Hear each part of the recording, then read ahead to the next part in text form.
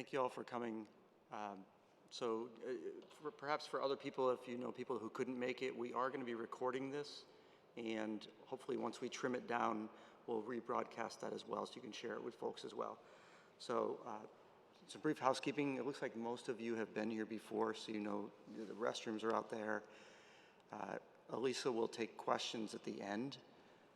So when you ask the question, just speak up, make sure she can hear you, and then she'll repeat the questions for the benefit of the recording as well. So just a brief bio. Elisa Torres Neff is a PhD candidate in philosophy at the University of Dallas. Graduating Belmont Abbey in 2017 with a BA in literature and theology, she also completed minors in Christianity and culture, medieval studies, and political philosophy. Her areas of interest include Virgilian piety, Socratic pedagogy, and the poetic education of the Christian imagination. Over the past several years, Neff has led a variety of conferences and seminars on the great books, focusing on such topics as leisure and education, the ancient quarrel between the ancients and moderns, and friendship and love, from Plato to Flannery O'Connor. In the spring of 2021, Neff received a position as a visiting instructor for the Honors College at Belmont Abbey, where she primarily teaches literature and philosophy. She is currently teaching a course on Shakespeare's Roman plays and a course on the liberal arts of grammar, logic, and rhetoric. She lives with her husband in Charlotte, North Carolina. The title for her lecture this morning is The Catholic Church and the Crisis of Meaning. Just on a side note before you come up, Elisa, I just want to say that Elisa is one of the first people, she was a high schooler when I was doing youth ministry many, many years ago, and she's awesome, she's wonderful, she's loved her faith for a long time, and it's going to be a rich blessing for us to have her here. So without further ado, come on up, Elisa.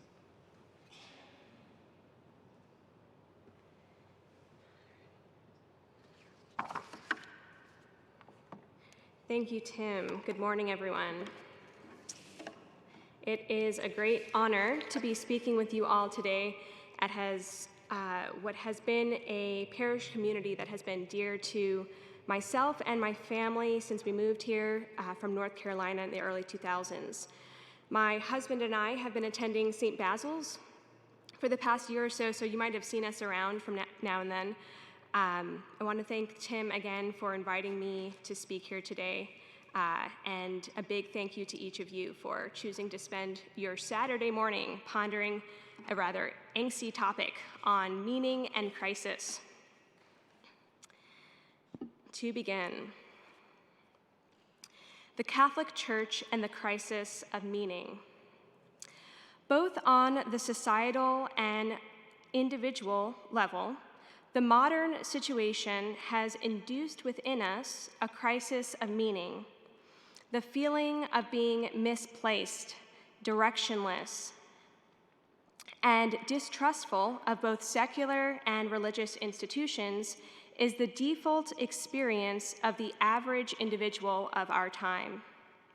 At its core, as the American author David Foster Wallace categorized it, it is a feeling of having had and lost some infinite thing. Or, in John Milton's formulation, it is our experience of paradise lost. And yet, the noise and barrage of images which our secular age constantly presents to us is intent upon distracting us from life's most important questions.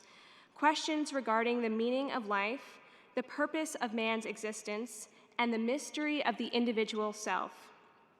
Consequently, we evade these questions at all cost, fearing that they might lead us to answers too difficult to accept.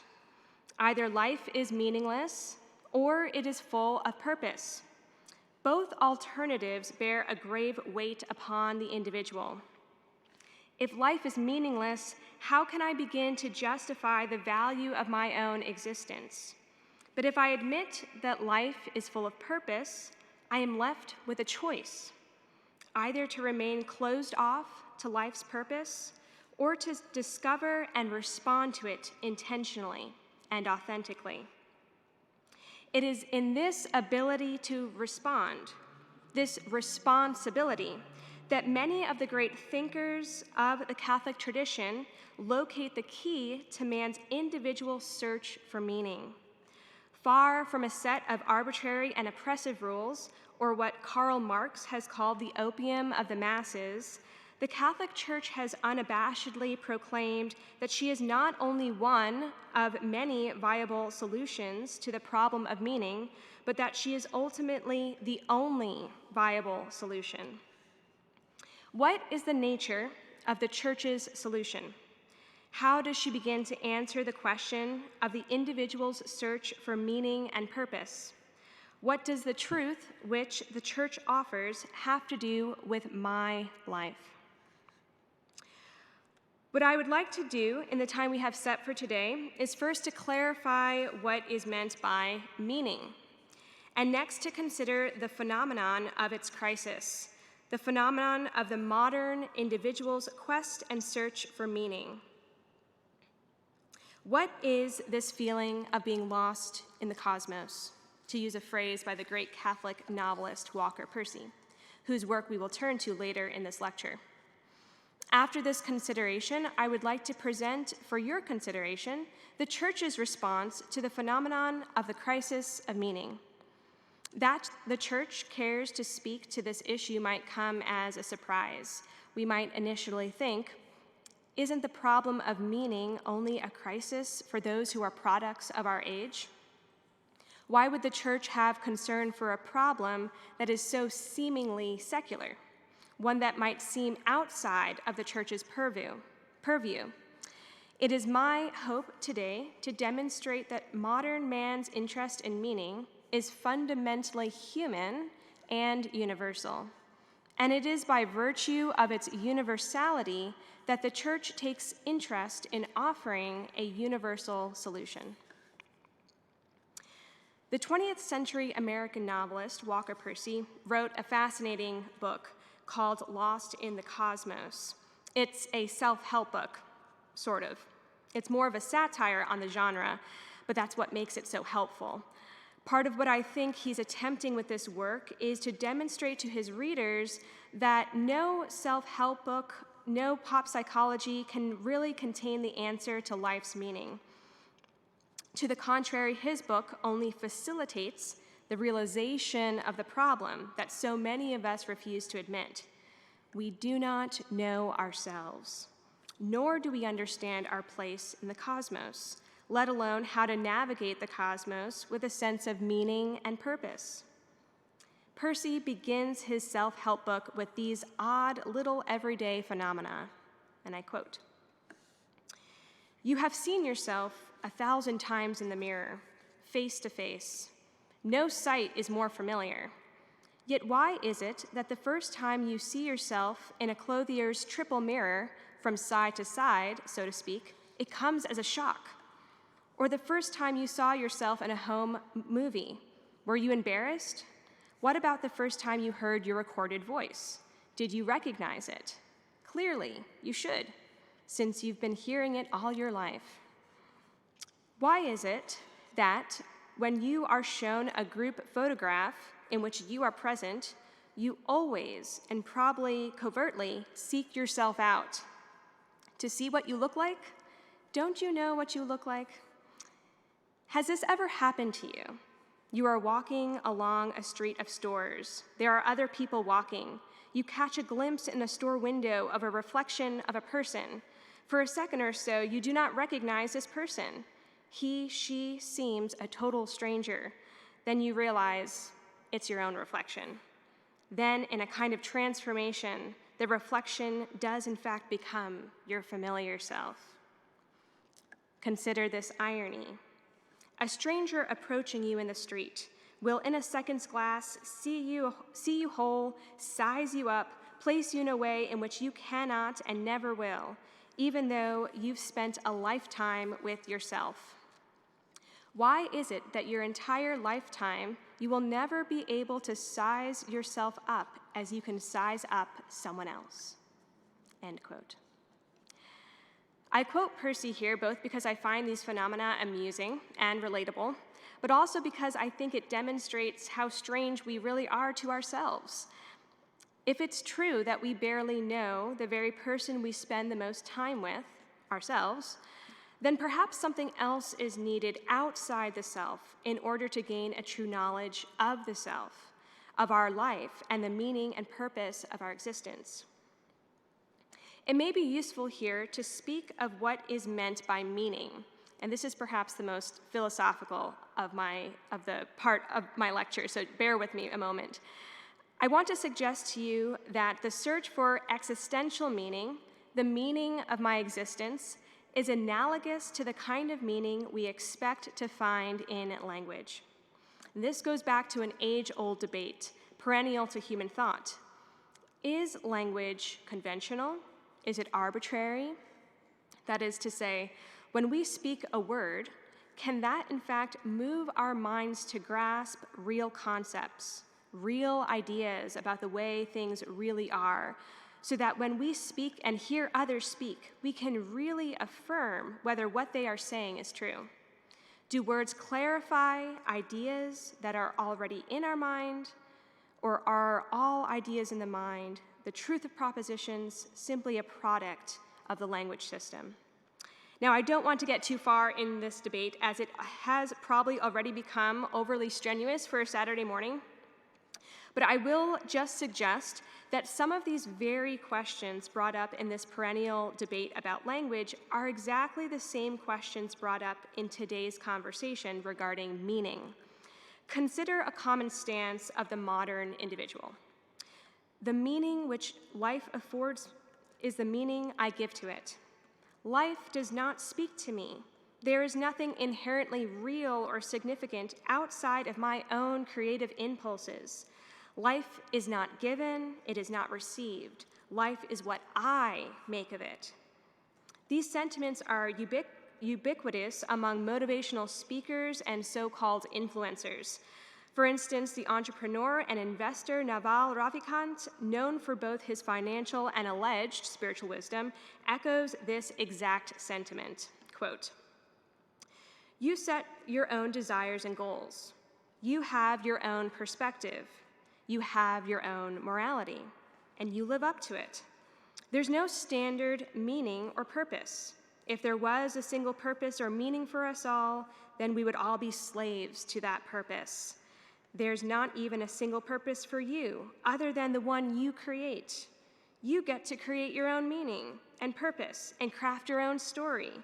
Life is a race, but you're just running against yourself. You pick the finish line. You pick the meaning. You pick the purpose." End quote. These sentiments are found everywhere. It is what I like to call a soft nihilism.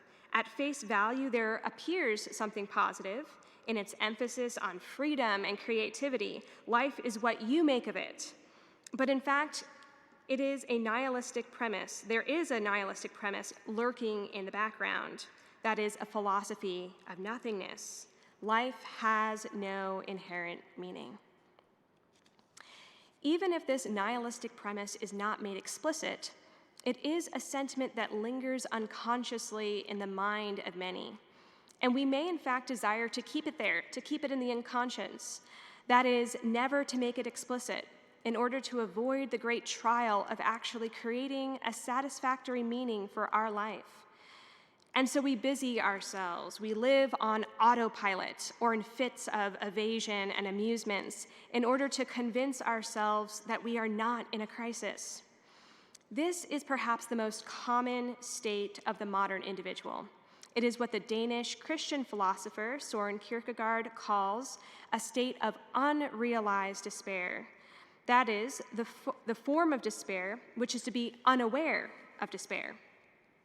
In his work, Sickness unto Death, he describes this state in the following way, quote, "By seeing the multitude of people around, by being busied with all sorts of worldly affairs, by being wise to the ways of the world, such a person forgets himself, dares not believe in himself, finds being himself too risky, finds it much easier and safer to be like everyone else, to become a copy, a number, a mass man. Now, this form of despair goes practically unnoticed in the world. Precisely by losing himself in this way, such a person gains all that is required for a flawless performance in everyday life. Yes, for making a great success out of life. Far from anyone thinking him to be in despair, he is just what a human being ought to be. Naturally, the world has generally no understanding of what is truly horrifying. The despair that not only does not cause any inconvenience in life, but makes life convenient and comfortable, is naturally enough in no way regarded by the world as despair. At one moment, it has also become clear to him that he is in despair. But then at another moment, it appears to him, after all, as though his indisposition might have another ground, something outside of himself. And if this were to be changed, he would not be in despair.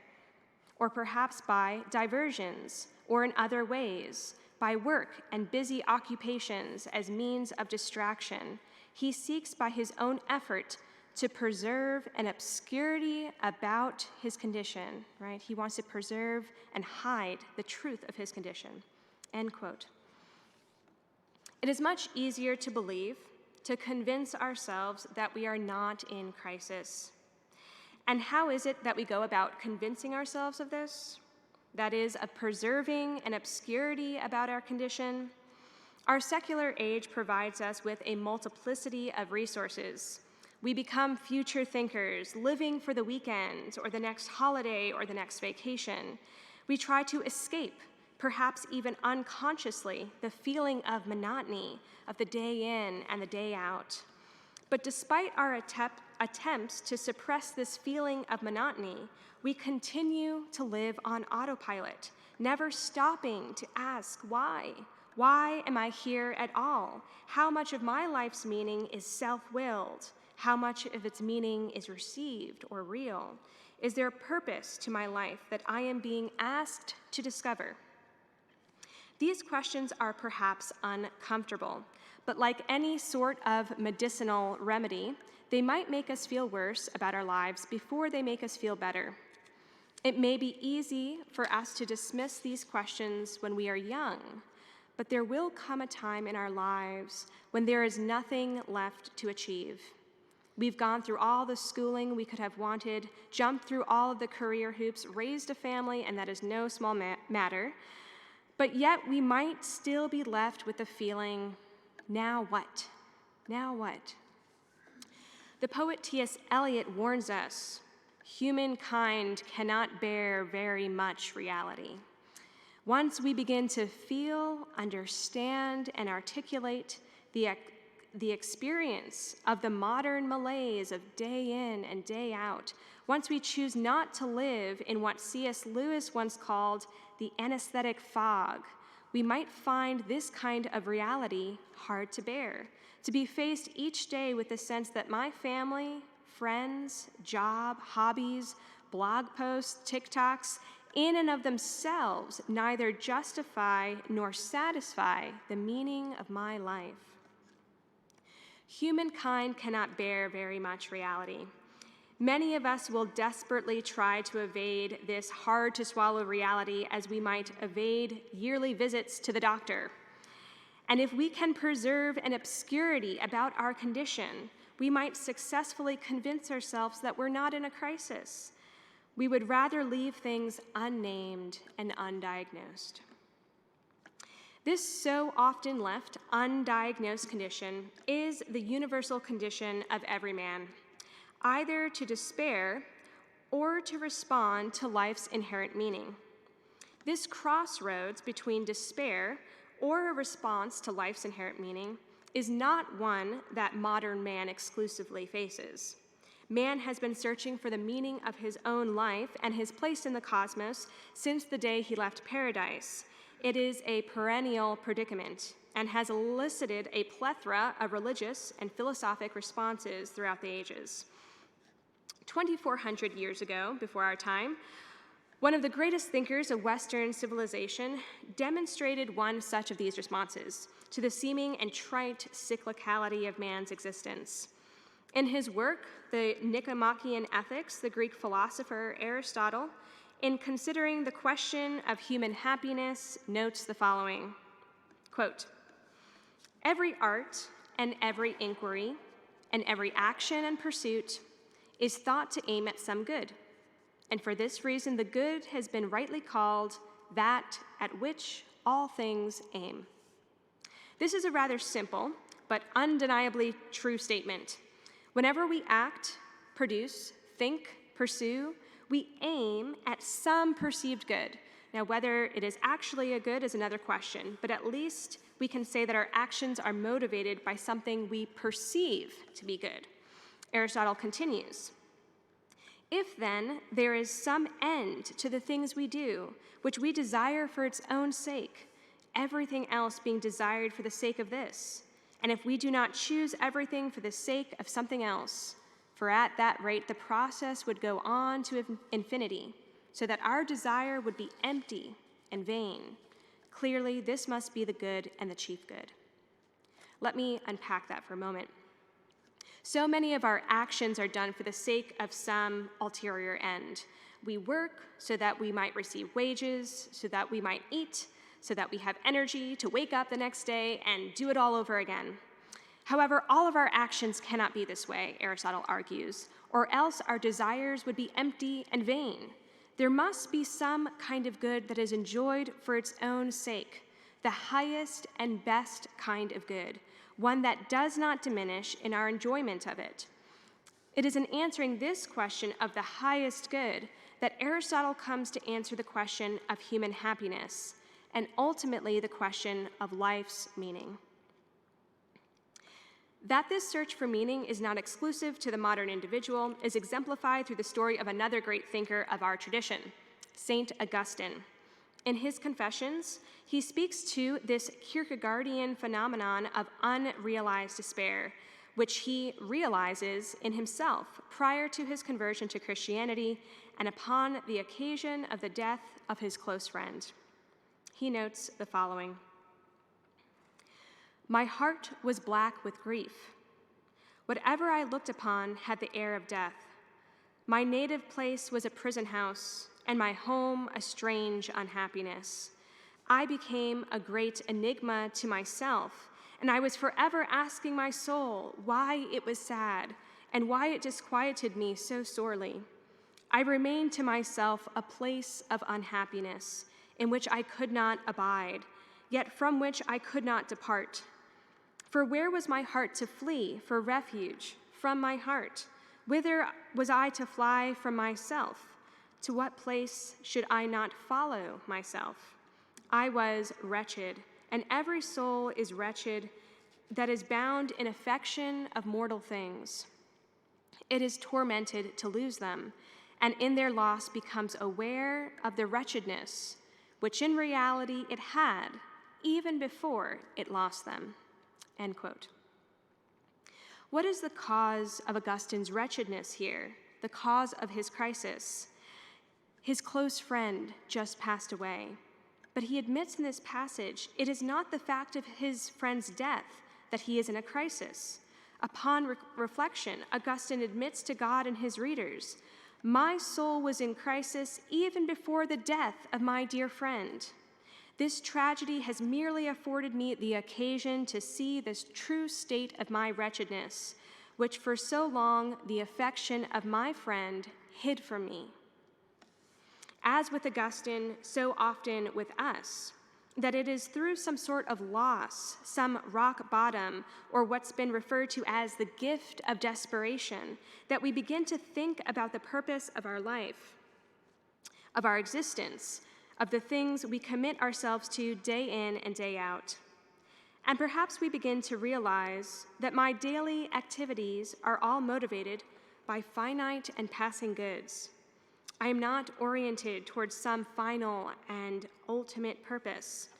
And so we move, as Kierkegaard would categorize it, from a state of unrealized despair to despair. Like Augustine at the loss of his friend, we arrive at a crisis of meaning.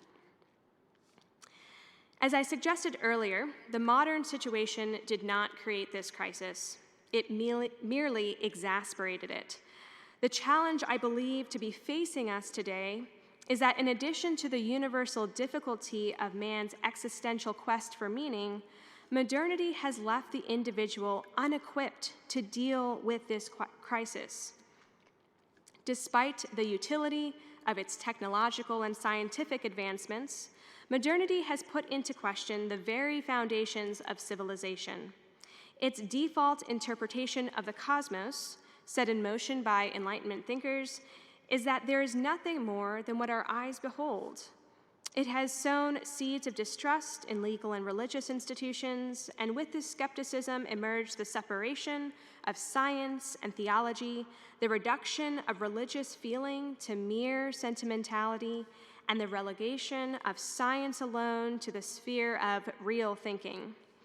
And so with this increase in irreligion, accompanied by a general mistrust in authority, there emerged unprecedented cultural shifts away from traditional concepts of the nuclear family, concepts regarding the individual and his relationship and responsibility to society. And now what we seem left with, post-modernity, is a society of individuals who seek to prolong adolescence and shirk from the discomfort of responsibility. Our age ushers in not simply the closing of the American mind, as Alan Bloom phrased it, but now the coddling of the American mind, which has allowed the concept of safety to creep so far that we now, culturally speaking, equate emotional discomfort with physical danger. This coddling presupposes a real generational absence in foundation. How can the postmodern individual set out on the adventure of his own life if he has no ground on which to step? Even if he were desirous to pursue the meaning of his own life, where would he turn? How would he know what answers were really true? And where would he begin to live out the implication of those answers? It seems to me that for most, this flight from responsibility is less of a rebellion and more of a directionlessness. It's not so much that the individual of our day is constantly fleeing from responsibility. It is rather that he has no ability to respond because there is nothing to respond to. There is no one calling out to him. And so today's individual is left to wallow in the threads of his own fabricated sense of meaning. He is wrapped up in the self which he daily creates. The secular age is very good at dangling carrots before our eyes, making us long for things that we might not really need or even desire. But it is not very good at keeping us satisfied. And so at best, our age can keep us distracted from the feeling of dissatisfaction. Now, to return for a moment to Aristotle, in order that my desires be not futile, in order for my life to have inherent purpose, there must be some kind of good that I enjoy for its own sake, the best and highest good, one that does not diminish in my enjoyment of it. And this good, as many of the great thinkers of the tradition affirm, is God. That's not the end yet. But of course, to suggest such an answer seems perhaps overfamiliar, especially for those brought up within the Catholic tradition. God as the solution to man's search for meaning may fall flat on the ear. And so perhaps to be more precise, even if I risk being lumped into the category of a Christian apologist, I will make an apology for Catholicism.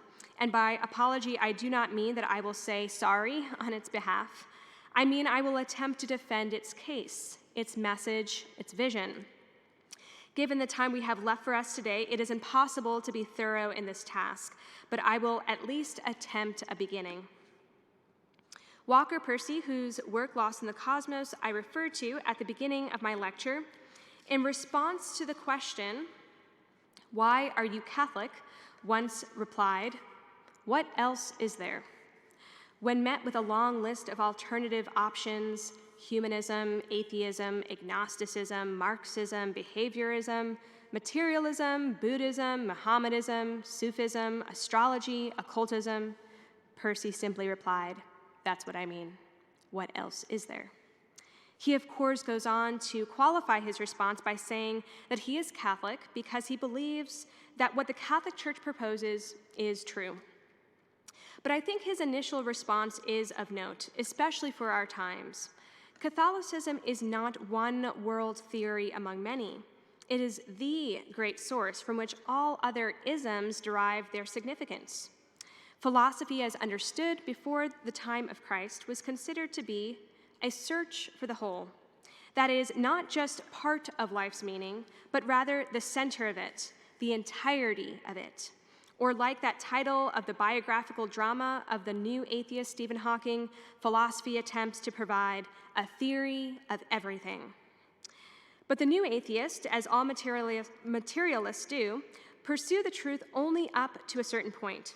They ask out of what, from where, and even how, but they don't ask why, nor do they ask who. Who am I, and why am I here?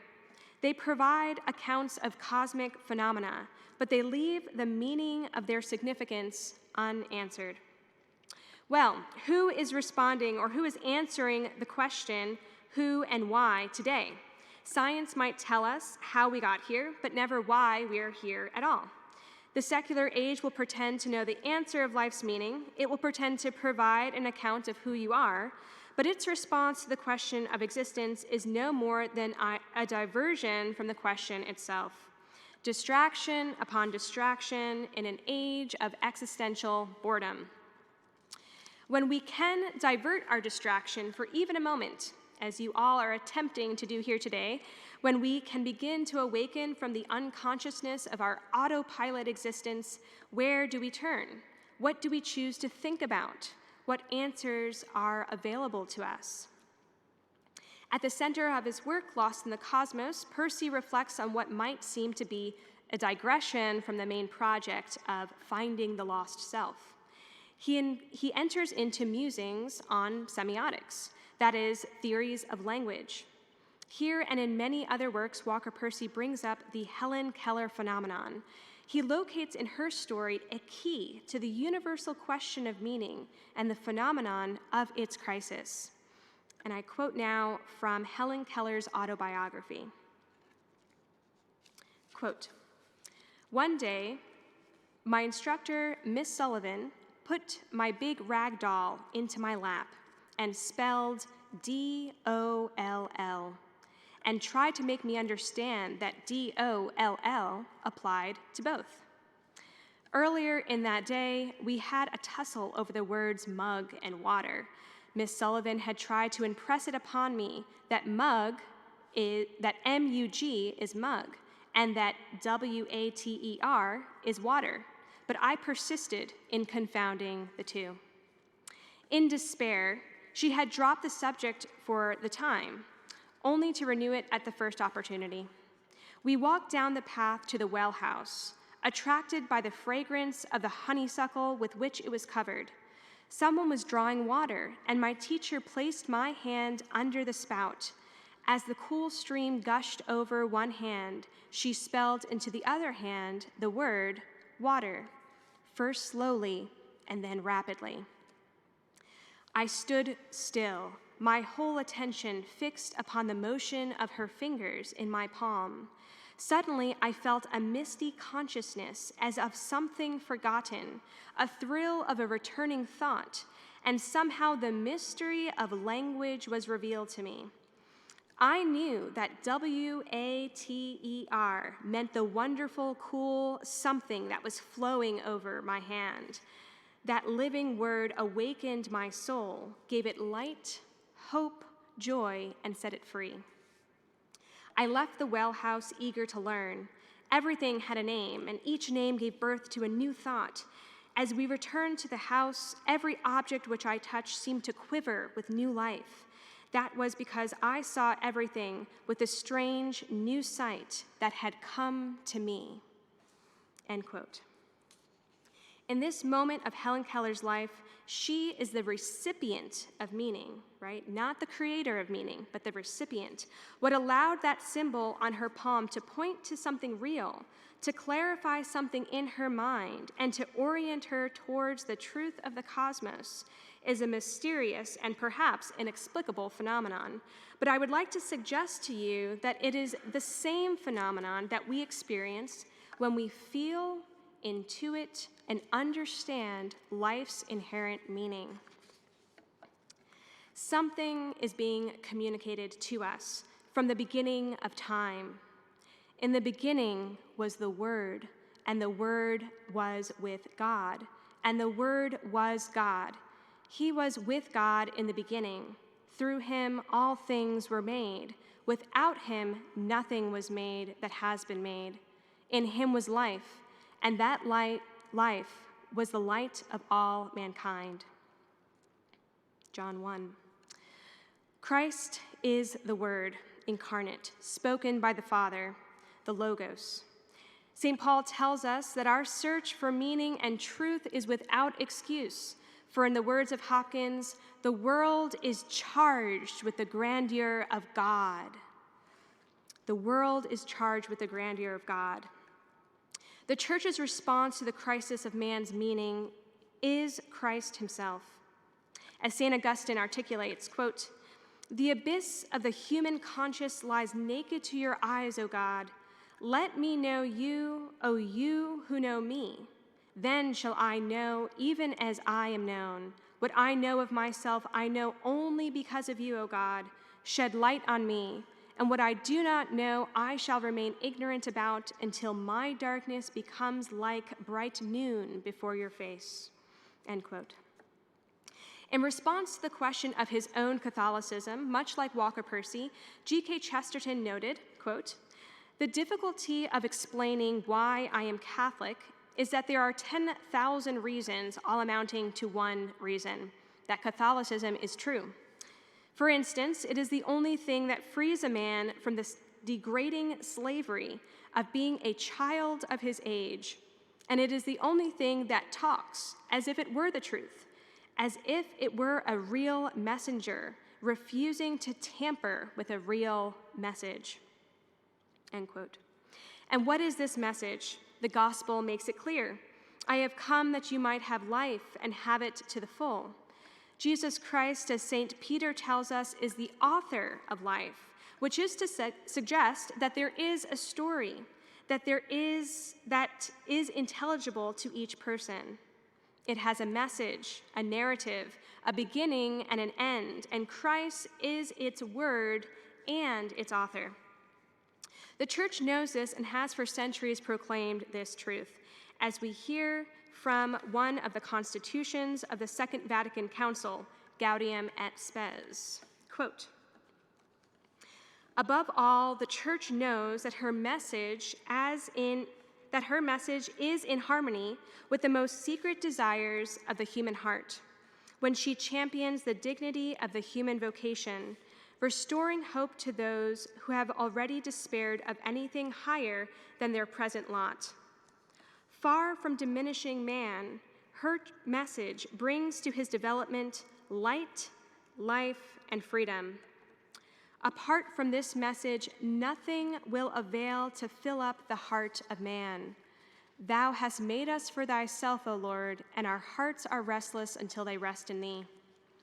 The truth is that only in the mystery of the incarnate Word does the mystery of man take on light. For Adam, the first man, was a figure of him who was to come, namely Christ the Lord. Christ, the final Adam, by the revelation of the mystery of the Father and his love, fully reveals man to himself and makes his supreme calling clear. Through Christ and in Christ, the riddles of sorrow and death grow meaningful. Apart from his gospel, they overwhelm us. Christ has risen, destroying death by his death. He has lavished life upon us, so that as sons in the Son, we can cry out in the Spirit, Abba, Father. Since it has been entrusted to the church to reveal the mystery of God, who is the ultimate goal of man. She opens up to man at the same time the meaning of his own existence, that is, the inherent truth about himself. The church truly knows that only God, whom she serves, meets the deepest longings of the human heart, which is never fully satisfied by what this world has to offer. For man will always yearn to know, at least in an obscure way, what is the meaning of his life, of his activity, of his death. The very presence of the church recalls these problems to his mind, but only God, who created man to his own image and ransomed him from sin, provides the most adequate answer to the questions. And this he does through what he has revealed in Christ his Son, who became man. Whoever follows after Christ, the perfect man, becomes himself more of a man. For by his incarnation of the Father's word assumed and sanctified through his cross and resurrection, the whole of man, body and soul, and through that totality, the whole of nature created by God for man's use. End quote. In an age that values technological connectedness over physical presence, the church offers us Christ's real presence in the Eucharist. In an age that values image over reality, the church gives us the sacraments, signposts for weary travelers in a wasteland which direct us to the fullness of life's meaning. Catholicism is not a mere set of beliefs. It is rather, as Flannery O'Connor has said, a habit of being, a habit of seeing things as they really are, of being keenly aware that there is no real solution to the problem of man's search for meaning outside of the person of Christ. Why is it that out of all creatures on this strange and marvelous planet, it is only man that must learn to be man? You don't need to teach a fish how to be a fish. Yet the whole of man's life is a process of learning how to become more human, walking with trepidation towards divinity, with the ever-growing awareness of our beastly potential. Christianity is not a pair of rose-colored glasses by which reality appears more agreeable to us. In fact, Christianity makes the real condition of our crisis all the more apparent, but it simultaneously offers us the remedy, the solution. For God did not send his Son into the world to condemn it, but to save the world through him. I have come that you might have life and have it to the full.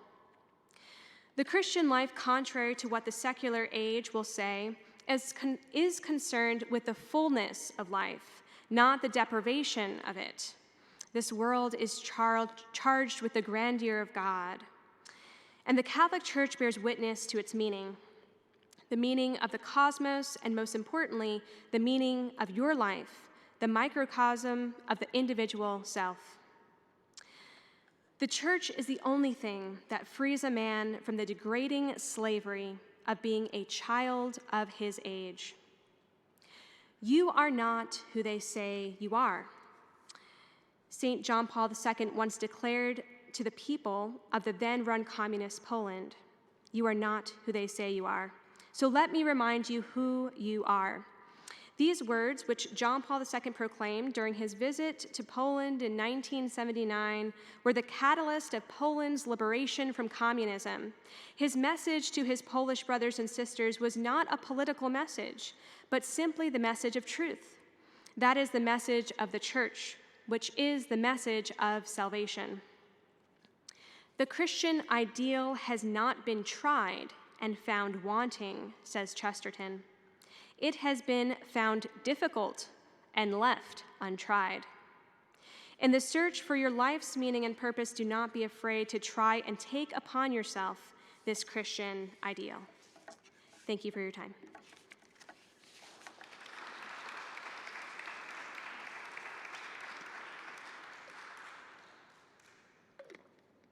And I think we have a couple of minutes for question and answers, so feel free to speak up and I'll try to repeat your question in the mic.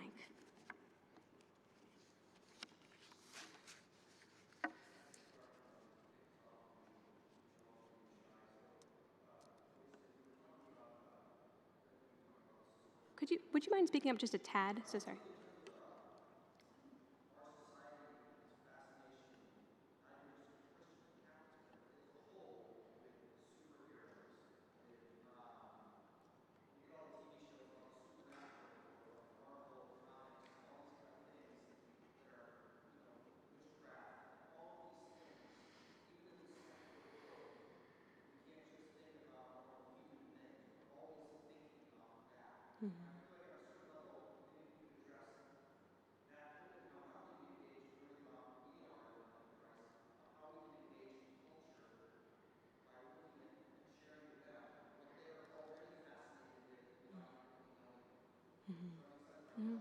Yeah, so the question was, what to make of our kind of societal fixation on superheroes and these kind of age-old, tales and myths that I think really demonstrate a kind of pattern to life's meaning. And so whether we, identify with any religious association or not, it seems true, as Tim was suggesting, that we gravitate towards these things, right? So I do think it's interesting, and perhaps that's maybe a glimmer of hope that we can see, despite maybe certain renditions of these superhero films that might depart from maybe their original stories. I do think that it demonstrates that we are looking for patterns, right? To use Jordan Peterson's phrase, right, maps of meaning, and that we're not satisfied with just creating and fabricating our own stories. I'm reminded of that passage in The Lord of the Rings, where Sam and Frodo are kind of thinking about their journey, and Sam has this realization that they have landed in a story. They've landed into a story that's larger than themselves. And I think Christianity actually really brings this phenomenon to the front, that somehow, on the one hand, we believe ourselves to be the protagonist of our own life, and that seems true. But on the other hand, we seem that, adventure is something that comes to us, right? Ad ventura, right? We venture upon something that comes to us. And so on the one hand, we're the protagonist of our own story. On the other hand, we are placed in the mix of something, right, that is so much larger than us, right? And Christianity, I think, really resolves this tension, right, by the incarnate word, right, who is an individual man that somehow shapes the entire cosmos, shapes the entire story of salvation history.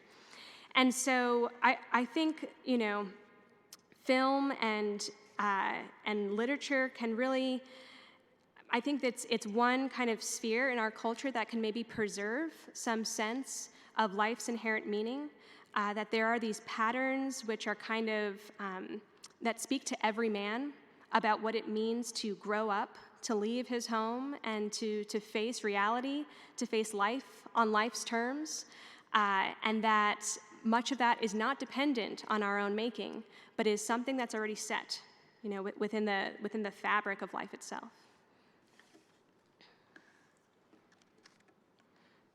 Yes.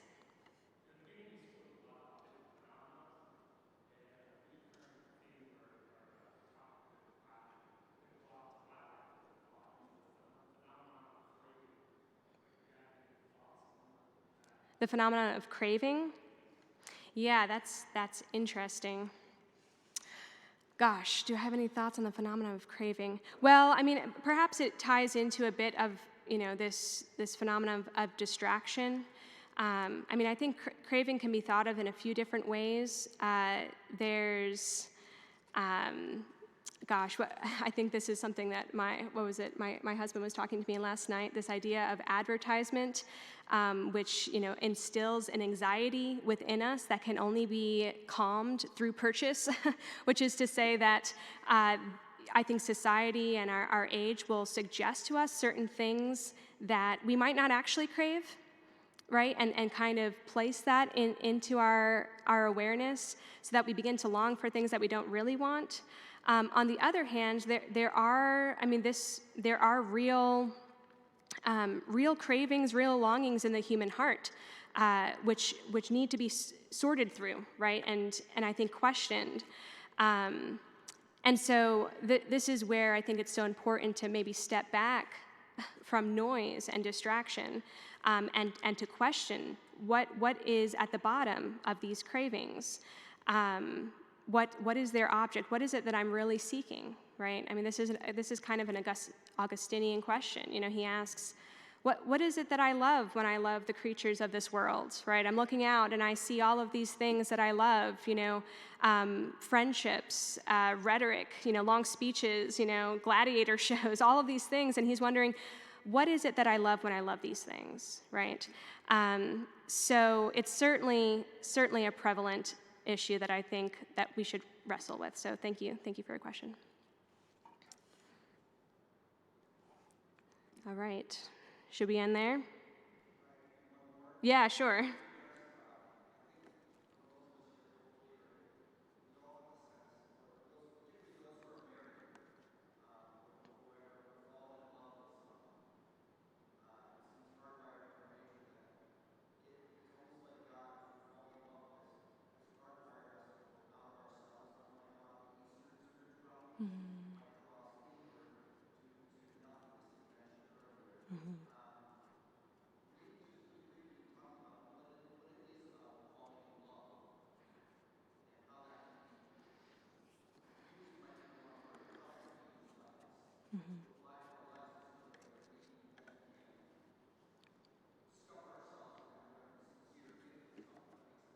Yeah, okay, good. So the question there is maybe differentiating Christianity from other Eastern religions, that Christianity focuses in particular in regard to this question of discovering the self, this phenomenon of love, that only in a kind of sincere gift of ourselves can we truly find ourselves.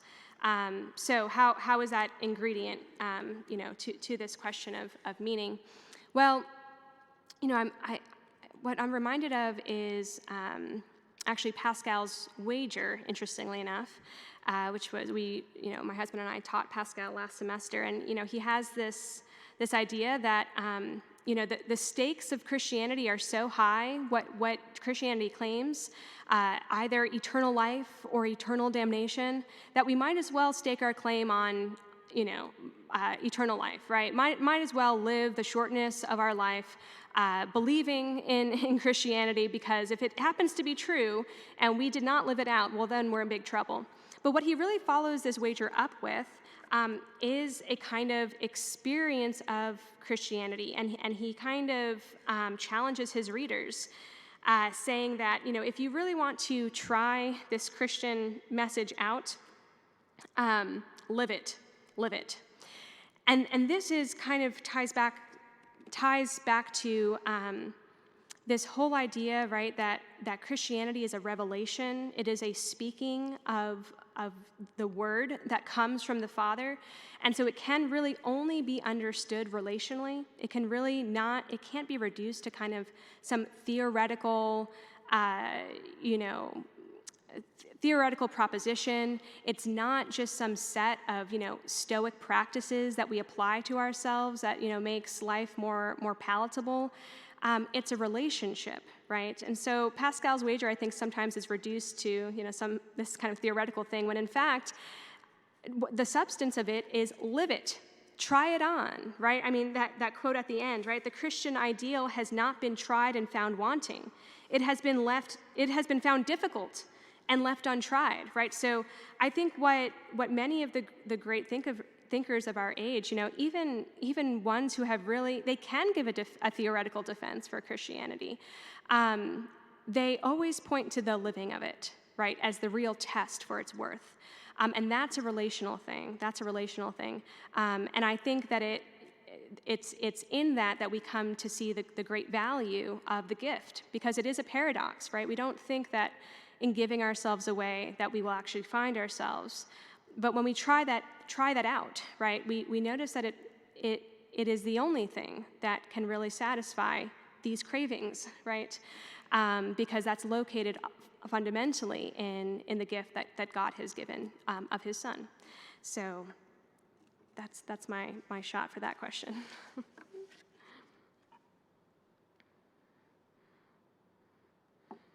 All right. Thank you so much for your time. I really appreciate it. God bless you all.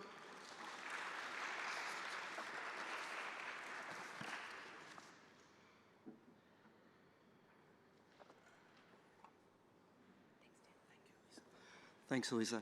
So for those of you who are able to, are interested in doing this, we're taking a free will offering in the back for Elisa as well, and for our speaker budget to bring in more great speakers. So if you have the ability to do so and would like to do so, please feel free. If not, that's totally fine. We're glad you're here anyways. As I mentioned, we are going to be trimming this video down and then rebroadcasting it as well. So please feel free to share this with your friends as well, and people who might not be able to make it because of the weather or for whatever reason. As well, if you're able to, and feel free to share this with friends, we have our first event in the Crossing the Tiber series coming up this Monday night with Shane Page, who's a former Methodist pastor who converted to Catholicism. He's local. He's down at St. Michael's in Gastonia right now, but he's got a really interesting story of his conversion. So if you can come this Monday night here in the church, the event starts at 6:30 p.m. Please feel free to invite your friends, family, loved ones, strangers, anybody to come. All right? Thank you so much. God bless.